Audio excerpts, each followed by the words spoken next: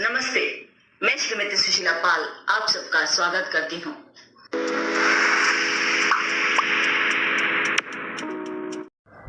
बच्चों, आज हम हिंदी कुमार भारती कक्षा 10वीं से दूसरी इकाई से पद्य 9 चिंता पढ़ने जा रहे हैं, जिसके रचनाकार हैं श्री जयशंकर प्रसाद जी। सबसे पहले हम रचनाकार का परिचय देख लेते हैं। इनका जन्म 1889 में उत्तर प्रदेश के वाराणसी में हुआ था और मृत्यु 1937 में उत्तर प्रदेश के वाराणसी में हुई थी। अब हम इनका परिचय देख लेते हैं। जयशंकर प्रसाद जी हिंदी साहित्य के छायावादी कवियों के 4 प्रमुख स्तंभों में से एक हैं। बहुमुखी प्रतिभा के धनी प्रसाद जी कवि, नाटककार, कथाकार, उपन्यासकार तथा निबंधकार के रूप में प्रसिद्ध हैं। इनकी प्रमुख कृतियां आंसू, लहर काव्य, कामायनी महाकाव्य, स्कंदगुप्त, चंद्रगुप्त, ध्रुव स्वामिनी ऐतिहासिक नाटक, प्रतिध्वनि, आकाशदीप, इंद्रजाल कहानी संग्रह, कंकाल, तितली, इरावती उपन्यास आदि हैं। अब हम संक्षेप में पद्य संबंधी परिचय भी देख लेते हैं। प्रस्तुत पद्यांश कामायनी महाकाव्य से लिया गया है। जल प्रलय समाप्त हो गया है, पानी धीरे धीरे उतर रहा है। महाराज मनु हिमालय की ऊंची चोटी पर बैठे हैं। उनके माथे पर चिंता की रेखाएं उभर आई हैं। जयशंकर प्रसाद जी उसी समय की स्थिति, मनु की मनोदशा, उनकी चिंता आदि का वर्णन इस पद्यांश में किया है। यहाँ कवि द्वारा किया गया वर्णन प्रतीक बिंब रूपक विशेष रूप से उल्लेखनीय है। क्योंकि उसमें मनु चिंतित थे, इसलिए कवि ने इस सर्ग का नाम भी चिंता ही रखा है। प्रस्तुत कविता में कवि ने अपने वर्णन में भरपूर प्रतीकों और बिंबों का प्रयोग किया है। अब हम कविता पढ़ते हुए उसका शब्दार्थ समझते हुए कविता को भी समझते चलेंगे और उसका भावार्थ समझेंगे। हिमगिरी के उतुंग शिखर पर बैठ शिला की शीतल छाह, एक पुरुष भीगे नैनों से देख रहा था प्रलय प्रवाह। नीचे जल था, ऊपर हिम था, एक तरल था, एक सघन, एक तत्व की ही प्रधानता, कहो उसे जड़ या चेतन। दूर दूर तक एक विस्तृत था हिम स्तब्ध उसी के हृदय समान, नीरवता सी शिला चरण से टकराता फिरता पवमान। तरुण तपस्वी सा वह बैठा साधन करता सूर स्मशान, नीचे प्रलय सिंधु लहरों का होता था सकरुण अवसान। उसी तपस्वी से लंबे थे देवदारू 2-4 खड़े हुए, हिम धवल जैसे पत्थर बनकर ठिठुरे रहे अड़े। अवयव की दृढ़ मांसपेशियां उज्ज्वसिता वीर अपार, स्विच शिराएं स्वस्थ रक्त का होता था जिनमें संचार। यहाँ हिमगिरी से अभिप्राय हिमालय पर्वत से है। उतुंग अर्थात सबसे ऊंचा, शिखर यानी शिखर चोटी जो कही जाती है, शिला अर्थात पर्वत, शीतल यानी ठंडी, प्रलय प्रवाह अर्थात प्रलय का जो प्रवाह चल रहा था, नाश जो हो रहा था, उसके प्रवाह को वह पुरुष देख रहा था। स्तब्ध अर्थात स्थिर, स्तंभित, प्रधानता अर्थात प्रमुखता, जड़ अर्थात निर्जीव, चेतन का अभिप्राय यहाँ सजीवता से लिया जा सकता है। विस्तृत अर्थात फैला हुआ, हृदय समान अर्थात हृदय के समान। यह हृदय समान कर्मधारय समास है। पवमान अर्थात वायु, साधन करता से यहाँ अभिप्राय साधना करने से है। स्मशान अर्थात शमशान घाट में जिस तरह बैठा जाता है, उस तरह यहाँ पर जो स्थान है जहां वह तपस्वी बैठा है उस स्थान को ही सुरश्मशान का नाम कवि ने दिया है। तरुण का अर्थ है युवा, सकरुण अर्थात करुणा के साथ, अवसान अर्थात अंत, देवदारू अर्थात देवदार के वृक्ष, धवल अर्थात सफेद और हिम अर्थात बर्फ, ठिठुरे अर्थात ठिठुर कर, पूरी तरह से अकड़ कर, अवयव का अर्थ है अंग, ओजस्वित का अर्थ है बलवान, वीर्य यानी शक्ति, अपार यानी बहुत, स्वीत यानी समृद्ध। अब हम कविता का अर्थ समझ लेते हैं, कविता का भाव समझ लेते हैं। कविता के इस चरण में कवि जयशंकर प्रसाद जी ने जल प्रलय के बाद की स्थिति का वर्णन किया है। जिस समय जल प्रलय आया है उस अंतिम क्षण का वर्णन करते हुए आरंभ में कवि कहते हैं कि हिमालय पर्वत की ऊंची चोटी पर शिला की शीतल छाया में बैठकर अश्रुपूर्ण नेत्रों से प्रलय के प्रवाह को मनु देख रहा है। जहां यह मनु बैठे हुए हैं वे उसके नीचे चारों ओर जल ही जल फैला हुआ देख रहे हैं और उनके नजरों में नीचे की तरफ जल और ऊपर की तरफ बर्फ ही दिखाई दे रहा है। जल जो पानी की तरह पानी रूप में तरल था और बर्फ जो सघन रूप में ठोस था। वास्तविक रूप में देखा जाए तो बर्फ हो या पानी दोनों में ही एक ही तत्व प्रधान है। अब उस एक ही तत्व से युक्त वस्तु को चाहे आप जड़ कह लो या फिर चेतन कह लो। बर्फ दूर दूर तक फैली हुई है। जिस तरह से मनु का हृदय इस प्रलय प्रवाह को देखकर पूरी तरह से स्तब्ध हो चुका था, ठीक इसी तरह से यह बर्फ भी दूर दूर तक स्तब्ध रूप में ही फैली हुई थी। इसका फैलाव ऐसा जान पड़ता था जैसे कि बर्फ भी पूर्णतया स्तब्ध हो चुकी है वर्तमान परिस्थिति से। हवाएं चट्टानों से टकराकर इधर उधर घूमती फिर रही थीं। हिमालय की चोटी पर बैठा हुआ मनु युवा तपस्वी की भांति जिस तरह से श्मशान में साधना की जाती है, ठीक उसी तरह से जान पड़ रहा था जैसे यह युवा तपस्वी भी श्मशान में बैठकर साधना कर रहा है। वास्तविक रूप में यह जो प्रलय प्रवाह की स्थिति थी यह किसी श्मशान से कम नहीं जान पड़ रही थी और इसीलिए प्रसाद जी ने इस स्थान को ही सूर्य श्मशान की संज्ञा दे दी है और कह रहे हैं कि मनु युवा तपस्वी की भांति सूर्य श्मशान में बैठकर साधना कर रहे हैं। जहां मनु बैठे थे वहीं आसपास देवदार के 2-4 विशाल वृक्ष भी खड़े थे और देवदार वृक्षों के ऊपर भी बर्फ पड़ी हुई थी, जिससे वे वृक्ष भी बिल्कुल सफेद दिखाई दे रहे थे। यही कारण है कि कवि ने उन देवदार के वृक्षों को भी साधना करते हुए से दिखाई दे रहे हैं, ऐसा कहा है।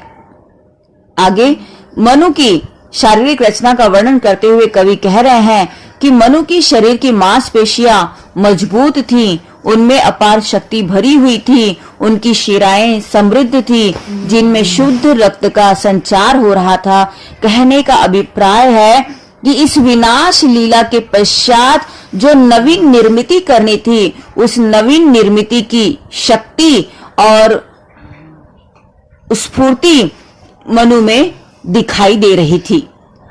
चिंता कातर वदन हो रहा पौरुष जिसमें ओतप्रोत, उधर उपेक्षामय यौवन का बहता भीतर मधुमय स्रोत। बंधी महावट से नौका थी सूखे में अब पड़ी रही, उतर चला था वह जलप्लावन और निकलने लगी मही। निकल रही थी मर्म वेदना करुण विकल कहानी सी, वहां अकेली प्रकृति सुन रही हस्ती सी पहचानी सी। ओ चिंता की पहली रेखा अरि विश्ववन की व्याली, ज्वालामुखी स्फोट के भीषण प्रथम कंप सी मत वाली, हे अभाव की चपल बालिके री ललाट की खल लेखा, हरी भरी सी दौड़ धूप और जल माया की चल रेखा। आह घिरेगी हृदय लहलहे खेतों पर करका घनसी, छिपी रहेगी अंतरतम में सबके तू निगूढ़ धनसी। यहाँ पर कातर शब्द का अर्थ व्याकुल या भयभीत भी हम कह सकते हैं है। ध्यान देना बच्चों, मैं आप लोगों को शब्दार्थ बताती चल रही हूँ, तो आप लोग इन शब्दों के अर्थ लिखते चलिए। कातर शब्द का अर्थ है व्याकुल, भयभीत। पौरुष अर्थात पराक्रम। वदन अर्थात बदन, शरीर। पौरुष अर्थात पराक्रम। ओतप्रोत यानी एक दूसरे से मिला हुआ, भरा हुआ या संगठित हम कह सकते हैं। उपेक्षामय यानी जिसकी हर कोई उपेक्षा करे, अवहेलना करे, जिसे हर कोई नकार दे। यौवन अर्थात जवानी।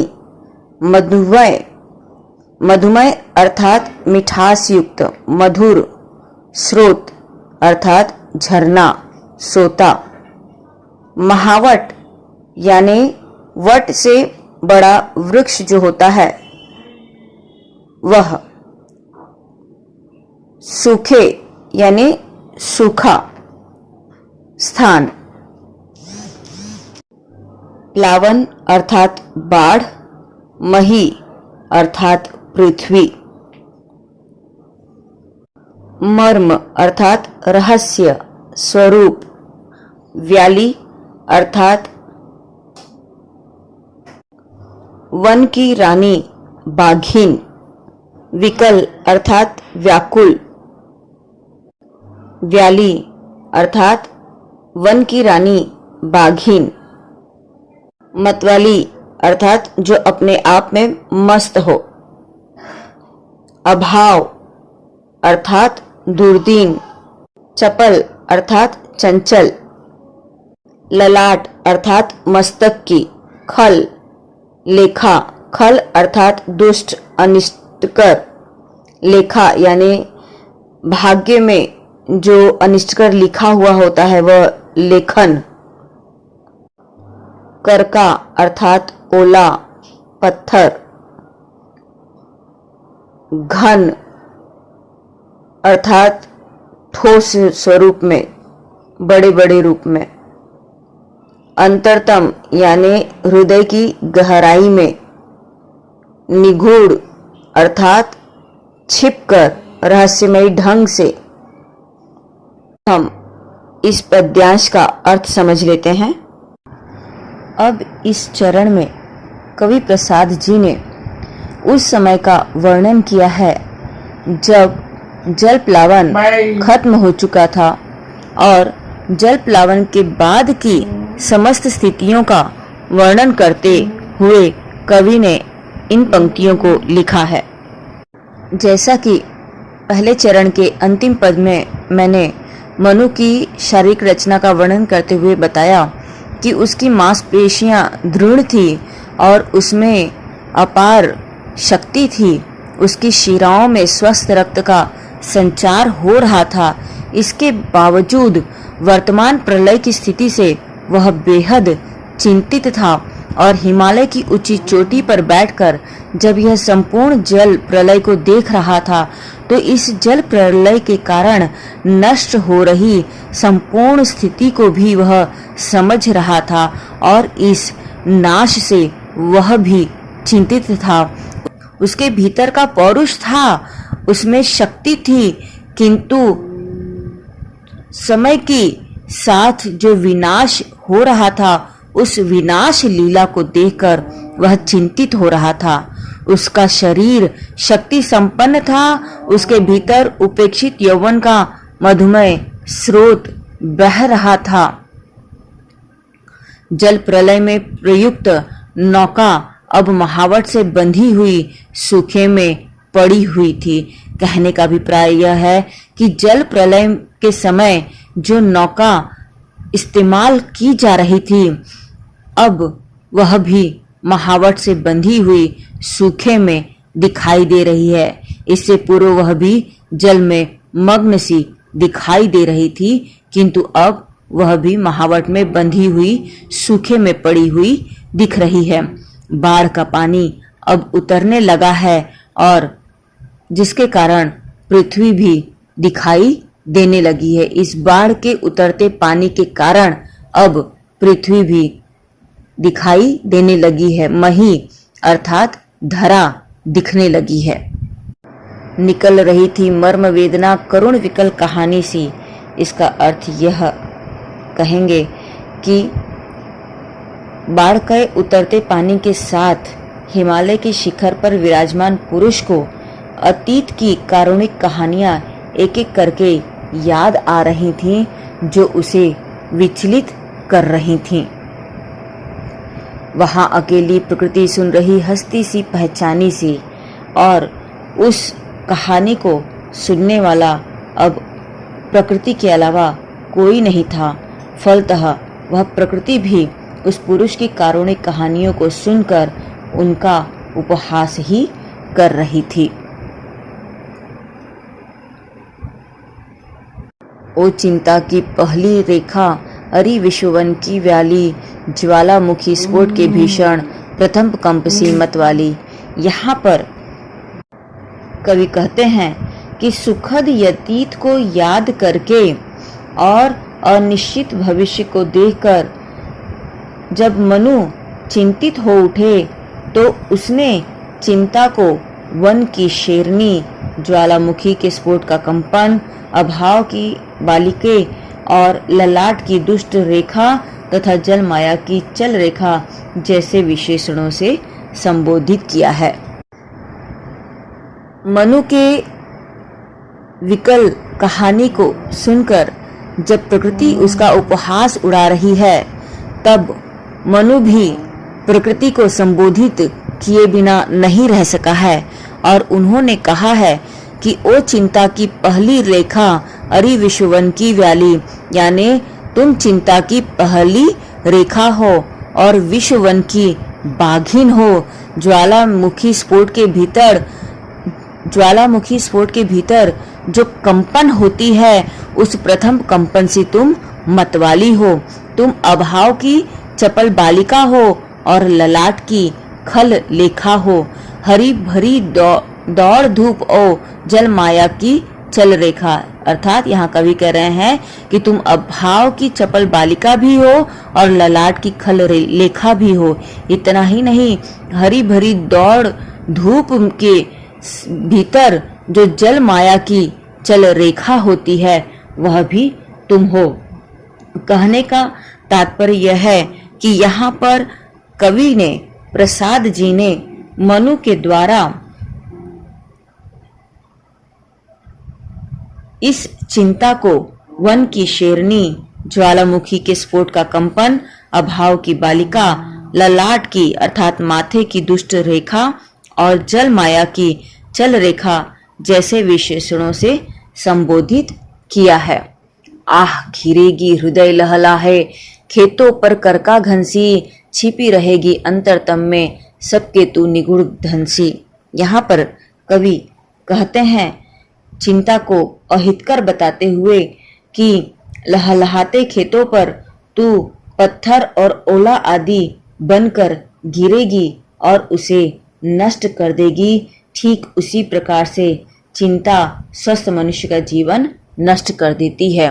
कहने का तात्पर्य यह है कि जिस तरह से चिंता चिता के समान होती है और स्वस्थ मनुष्य के जीवन को नष्ट कर देती है, ठीक उसी तरह से तू भी लहलहाते खेतों पर ओला रूप बनकर गिरेगी और उसके संपूर्ण समृद्धि को नष्ट कर देगी। अब हम आगे की पंक्तियां देख लेते हैं। बुद्धि मनीषा मति आज्ञा, चिंता तेरे हैं कितने नाम, अरे पाप है तू जा चल जा, यहाँ नहीं कुछ तेरा काम। विस्मृति आ अवसाद घेर ले, नीरवते बस चुप कर दे, चेतनता चल जा जड़ता से आज शून्य मेरा भर दे। चिंता करता हूँ मैं जितनी उस अतीत की उस सुख की, उतनी ही अनंत में बनती जाती रेखाएं दुख की। अरे अमरता के चमकीले पुतलों, तेरे वे जयनाद काँप रहे हैं आज प्रतिध्वनि बनकर, मानो दीन विषाद। प्रकृति रही दुर्जय पराजित, हम सब थे भूले मद में, भोले थे हाथ तिरते केवल सब विलासिता के नद में। वे सब डूबे डूबे उनका विभव बन गया पारावार, उमड़ रहा था देव सुखों पर दुख जल्दी का नाद अपार।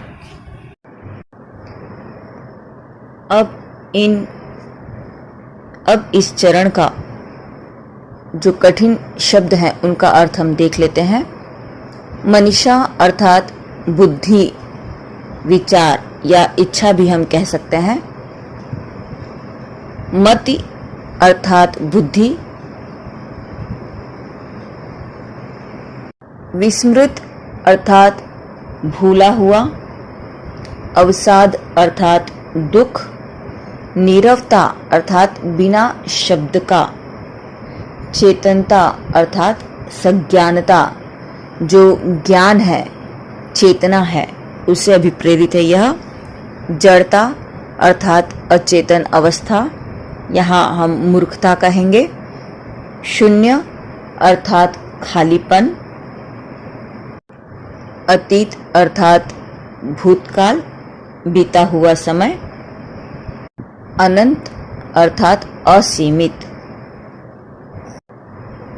चमकीले पुतलों, यहाँ पर कवि ने लोगों को संबोधित किया है। जयनाद अर्थात घोषनाद, जो जय जय के नारे लगाए जाते हैं वह। प्रतिध्वनि यानी ध्वनि का जो प्रतिकार होता है, प्रतिध्वनि जो सुनाई देती है वह। दीन अर्थात हीन, दरिद्र, उदास। विषाद अर्थात दुख। दुर्जेय अर्थात जिसे जीतना कठिन हो, जिसे जीता न जा सके। पराजित यह विजित का विरुद्धार्थी शब्द है। परास्त जिसका अर्थ है मद अर्थात नशा। तीरते अर्थात तैरते, यहाँ पर भूलने से अभिप्राय है, भूलना। विलासिता यानी सुख भोग आदि से संबंधित वैभव कह सकते हैं हम। नद अर्थात बड़ी नदी, यहाँ पर विलासिता के नदी से अभिप्रेरित है। विभव अर्थात वैभव। पारावार अर्थात सीमा, हद। जलधि अर्थात सागर। अपार यानी भरपूर। अब हम समझ लेते हैं कविता का अर्थ। बुद्धि मनीषा मति आशा चिंता तेरे हैं कितने नाम, अरे पाप है तू जा चल जा यहाँ नहीं कुछ तेरा काम। यहाँ पर कवि ने चिंता को बुद्धि, मनीषा, मति, आशा यह चारों नाम दिए हैं। आकलन कृति से संबंधित जब प्रश्न आता है वहाँ पर चिंता के नाम पूछे जाते हैं। वहाँ पर हम बुद्धि, मनीषा, मति, आशा ऐसे चारों नाम चारों घटक में लिख देंगे। तो यहाँ पर कवि ने चिंता को चार नाम बुद्धि, मनीषा, मति और आशा देते हुए कहा है कि तेरे कई नाम हैं। इसके अलावा कवि ने यहाँ चिंता को पाप की भी संज्ञा दी है और कह रहे हैं कि अरे तू पाप है, तू यहाँ से चली जा, तेरा यहाँ पर कोई काम नहीं है। इसके विपरीत कवि विस्मृत आ अवसाद घेरे नीरवते बस चुप कर दे, चेतनता चल जा जड़ता से आज शून्य मेरा भर दे। इसके विपरीत कवि यहाँ पर यानी चिंता को जाने के लिए कहते हैं और विस्मृति को आने के लिए कहते हैं। वह कहते हैं कि हे विस्मरण तू आ और मेरे अतीत का सब कुछ भुला देने में मेरी सहायता कर। हे विस्मृति, हे विस्मरण तू आ और मुझे अवसाद घेर ले और मुझे नीरवता से युक्त कर दे, यानी मुझे बिना शब्द का कर दे और चुप कर दे। चेतनता तू चल जा, तू चली जा यहाँ से और आज मेरा मन जड़ता से शून्य रूप में भर दे। यानी यहाँ कवि कहते हैं कि विस्मृति तू आ, मुझे अवसाद कर दे और मेरे जो बोल है मेरी बोलती को बंद कर दे, मुझे बिना शब्द का कर दे और चेतनता तू चली जा और मेरा जो शून्य है मुझे जड़ता से शून्यता से मेरा मन भर दे। क्यों ऐसा कवि कहते हैं? क्योंकि कवि कहते हैं कि चिंता करता हूँ मैं जितनी उस अतीत की उस सुख की, उतनी ही अनंत में बनती जाती रेखाएं दुख की। यानी मैं अतीत के सुखों की जितना ध्यान करता हूँ उतनी ही मेरी रेखाएं भी, उतनी ही मेरे जो दुख हैं वह भी अनंत रूप में फैलते जाते हैं। जितना मुझे सुख का, अतीत के सुख की याद आती है उतना अधिक ही मुझे दुख घेर लेता है। इसलिए कवि कहते हैं कि तू चेतनता अब चली जा और मेरा मन शून्यता से भर दे, ताकि मैं अतीत के उन सुखों को विस्मृत कर दूं और उन सुखों के कारण आज जो मैं दुख झेल रहा हूं उससे भी मैं दूर हो जाऊं, उन दुखों से मैं मुक्ति पा जाऊं। आगे की पंक्तियों में कवि कह रहे हैं कि अरे अमरता के चमकीले पुतलों तेरे वे जयनाद कांप रहे हैं आज प्रतिध्वनि बनकर, मानो दीन विषाद। इस तरह मनु जहां जागरूकता को हटाकर उपस्थित खालीपन को जड़ता से भर देना चाहते हैं, कवि के अनुसार मनु अतीत की जितनी चिंता करते हैं उतना ही उनका दुख बढ़ता जाता है। वहीं पर मनु देवताओं को भी संबोधित करते हुए कहते हैं कि उनके सभी जयनादों की जो प्रतिध्वनियां थी वह दीन लाचार बनकर विषाद रूप में कांप रही हैं, चारों ओर उनकी वे ध्वनियां गूंज रही हैं। कवि प्रसाद का कहना है कि प्रकृति तो अजेय है। देखो यहाँ कवि कह रहे हैं कि प्रकृति रही दुर्जेय पराजित, हम सब थे भूले मद में, भोले थे हातिर थे केवल सब विलासिता के मद में। मतलब यहाँ कवि कह रहे हैं कि प्रकृति अजेय रही है, कभी प्रकृति को कोई विजय नहीं पा सका है, कभी प्रकृति पर कोई भी विजय नहीं पा सका है। प्रकृति कुछ समय के लिए लोगों को अपने ऊपर विजय पाने का एक भ्रम जरूर देती है, लेकिन कभी कोई प्रकृति पर विजय पा नहीं सका है। और इसीलिए कवि कह रहे हैं कि देवतागण जो नशे में चूर थे, अंत में उन्हीं को पराजय झेलनी पड़ी है। यहाँ देवतागण प्रसाद जी ने देवता को ईश्वर को नहीं कहा है, बल्कि देवता रूप में जो सुखों से चूर होकर अपने आप को देवता तुल्य समझ चुके थे उन मनुष्यों को संबोधित किया है कवि ने, और कह रहे हैं कि अमरता के चमकीले पुतलों, यानी देवता रूप में जो अपने आप को मान चुके थे, जो अपने आप को देवता मान चुके थे और देवताओं के अनुसार देवताओं की तरह ही जो सभी नशे में चूर हो चुके थे, सभी नशे का यानी सुख भोग रहे थे, उनको कवि ने यहाँ पर चमकीले पुतलों रूप में संबोधित किया है और कह रहे हैं कि देवतागण जो नशे में चूर थे, अंत में उन्हीं को पराजय झेलनी पड़ी है।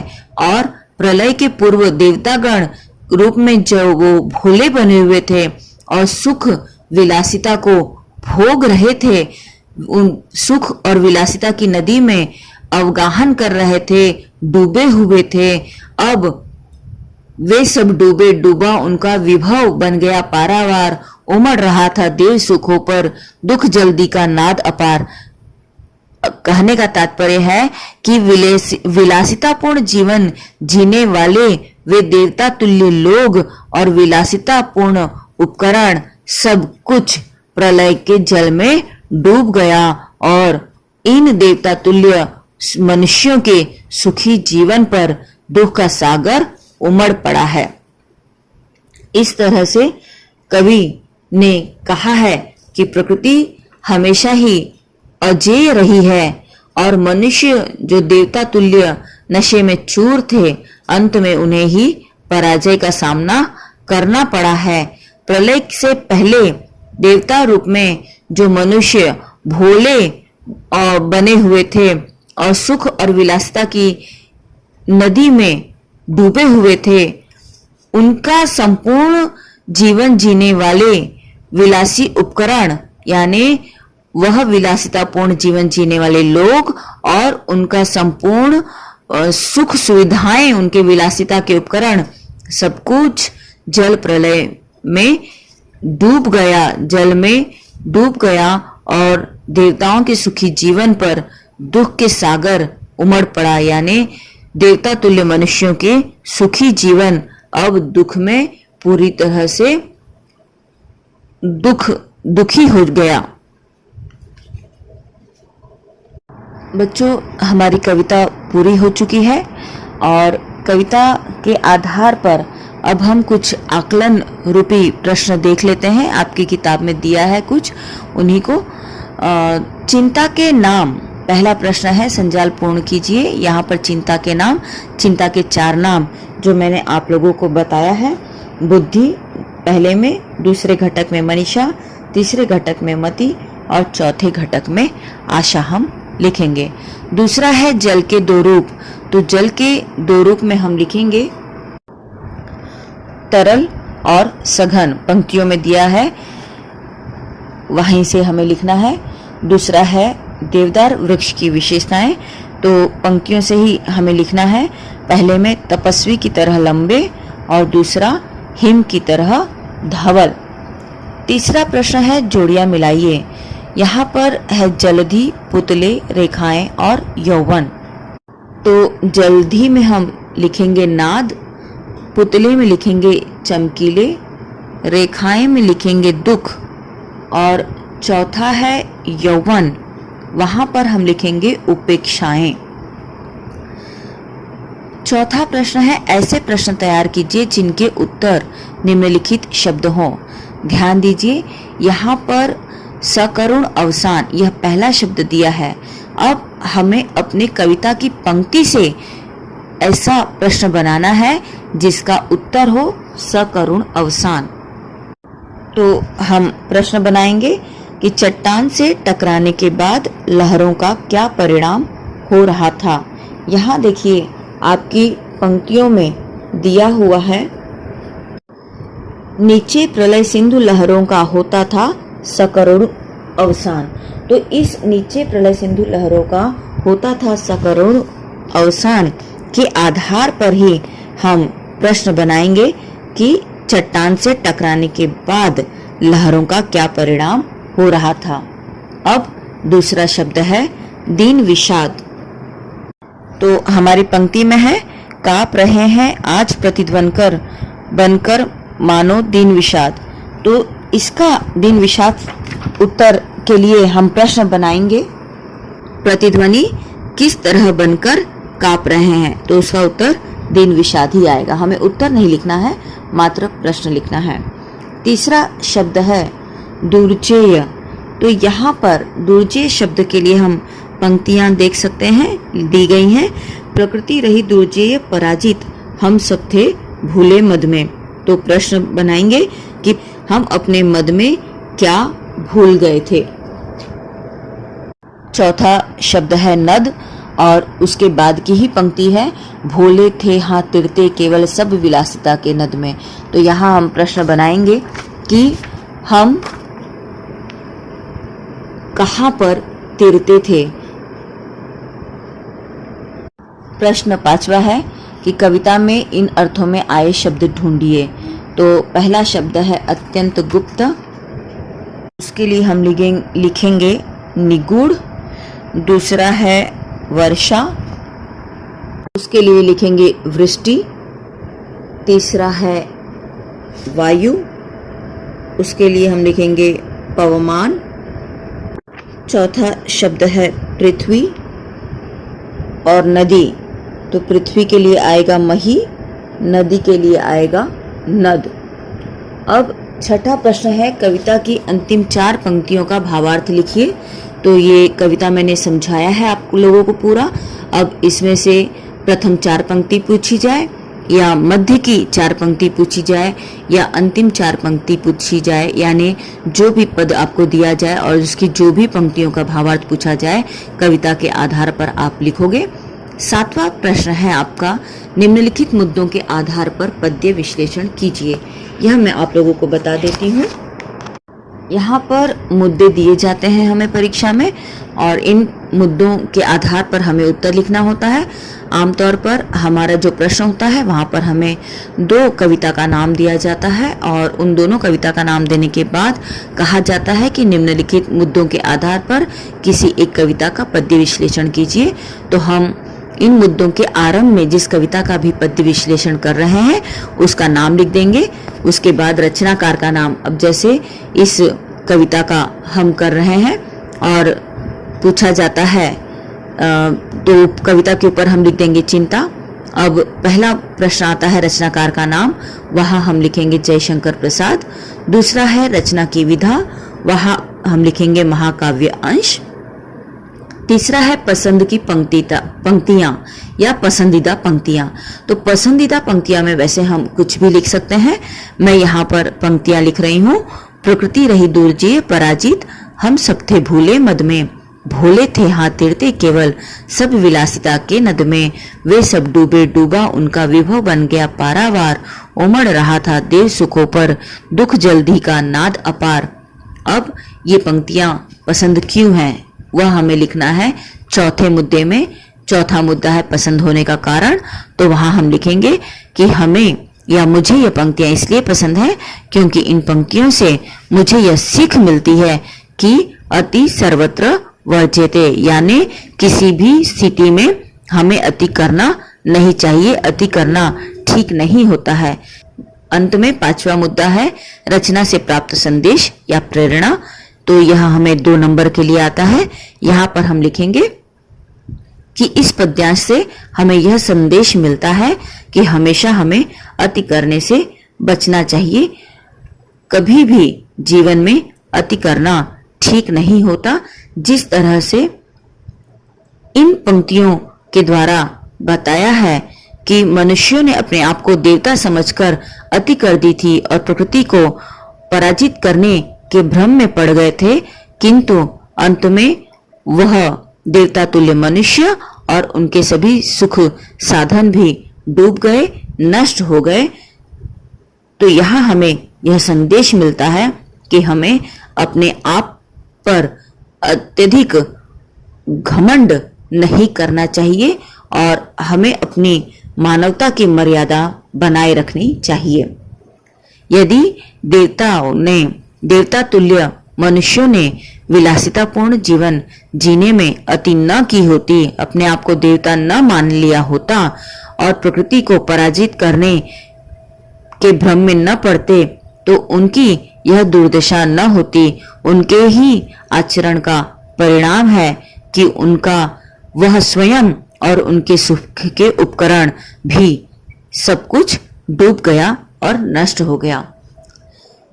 यहाँ मैं बता दूं बच्चों कि प्रश्नोत्तर को याद करने की आवश्यकता नहीं है, बस आप लोग समझ लीजिए अच्छी तरह से। और मैंने पूरी कविता को पूरी तरह से समझा दिया है। यदि आप लोग कविता को 2-3 बार अच्छी तरह से समझ लेते हो, पढ़ लेते हो, अपने पास लिख कर रख लेते हो, तो मुझे नहीं लगता कि आपको उसे रटने की आवश्यकता पड़ेगी। कविता का भावार्थ समझ में आ जाएगा तो आप पद्य विश्लेषण भी आराम से कर सकते हो। ध्यान देना बच्चों, आप लोगों की समस्याएं हैं तो मैं बता दूं कि कौन सी कविता आएगी यह हम परीक्षा के लिए नहीं बता सकते हैं, लेकिन हाँ हमारे पास गिन चुनकर कुछ ही कविताएं हैं। ध्यान देना, पूरक पठन वाली जो कविताएं हैं वहां से हमें पद्य विश्लेषण नहीं आता। जो पूरक पठन की कविताएं हैं उन कविताओं को छोड़कर शेष सभी कविताओं की 2-4 लाइनें हम पसंद की पंक्तियों के रूप में याद कर लें और उसे अच्छी तरह से समझ लें, तो उन पंक्तियों के पसंद होने का कारण और उससे प्राप्त संदेश या प्रेरणा भी हम आसानी से लिख सकेंगे। ध्यान दीजिएगा कि पसंदीदा पंक्ति हमें याद होना अनिवार्य है। यदि हम इन पंक्तियों को लिखते हैं तभी हम पसंद होने का कारण और उस रचना से प्राप्त या संदेश या प्रेरणा लिख सकते हैं। यदि हम पसंदीदा पंक्ति नहीं लिखते हैं तो पसंद होने का कारण और संदेश, इसके उत्तर को लिखने के बावजूद जो हमारे पेपर चेकर होते हैं, एग्जामिनर्स होते हैं, वह हमारे नंबर को कट कर सकते हैं। पसंदीदा पंक्तियां, हर कविता से 2-4 पंक्तियां हम याद कर लें तो यह नंबर हमारे हो सकते हैं पूरी तरह से। वास्तविक रूप में पद्य विश्लेषण के 6 नंबर पूरी तरह आपके हैं। बहुत ही आसान है। यहाँ आपको सिर्फ रचनाकार का नाम और रचना की विधा, साथ ही पसंद की पंक्तियां, ये 3 चीजें जब आप याद कर लेते हो तो शेष 3 नंबर आपको यूं ही मिल जाया करता है। उम्मीद है आप यह कविता अच्छी तरह से समझ चुके हैं। अंतिम प्रश्न विज्ञापन लेखन का है। उपयोजित लेखन में निबंध विभाग में मैंने अनेक विज्ञापन आप लोगों को सिखाया है। उस आधार पर आप इस विज्ञापन को भी लिखिए और तैयार कीजिए। यदि आप यह कविता अच्छी तरह समझ चुके हैं तो वीडियो को लाइक कीजिए, शेयर कीजिए, सब्सक्राइब कीजिए और अपने मित्रों को भी साझा कीजिए। धन्यवाद।